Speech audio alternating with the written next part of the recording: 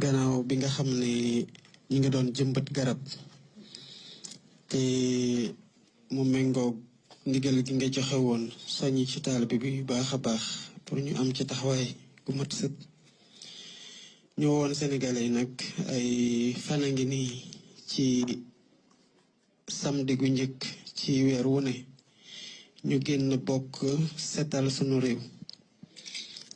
ministre yi di ci génn directeur généraux yi di ci génn premier ministre di ci génn man mi président de la république ma ciy génn di bokk liggéey gi ak sénégalais yëpp. waaye bii yoon nga xamante ne nawet ñëw na dañu ko jagleel gannaaw gu ñu seetalee démb ñu teg ci bés bi tey di bésu ñeenti fan ci weeru août. muy bés boo xamante ne dañ ko jëmmaloon ngir di ci saxal garab at gu ne ñu woon nag sénégalais yi ci fan yi di setal ñu boole ci tamit taxawaay googu ci jëmbat garab yi. donte at gu nekk dafa am ci dëkk guñ koy defee ren gi ministère de l'environnement ak de la transition écologique dafa tànn Touba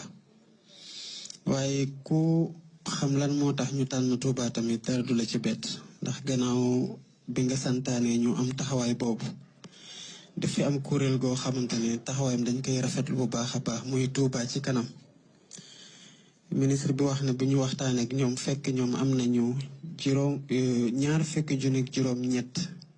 ci ay garab yoo xamante ne ñu ngi pare pour ñu jëmbat leen.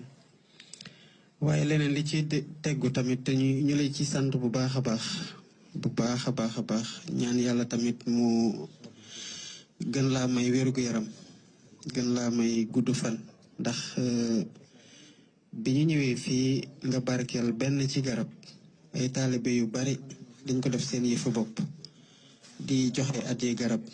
ba tax na li waa Touba kanam ci jotoon am ci ay garab te ñu joxe lim ci sànq dafa gën a bari mu doon taxawaay goo xam nag